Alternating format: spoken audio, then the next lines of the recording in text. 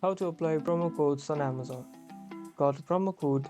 This guide shows you how to apply promo codes on Amazon so you can get a discount on your orders. First, you need to go to the checkout page, add the items that you want to buy to your cart, and then tap on the Proceed to Checkout button. This will take you to the final page where you can confirm your order. On the checkout page, you'll see a section that says gift cards and promotional codes. Tap on it to open a new menu. You'll see an input box where you can type in your promo code. Make sure to type it exactly as it appears. Once you've typed the promo code, tap on the apply button. You'll see a message confirming that the promo code has been applied and the total cost of your order will be updated with a discount. It's a great way to save money. You now know how to apply promo codes on Amazon. Get ready to get a discount on your orders.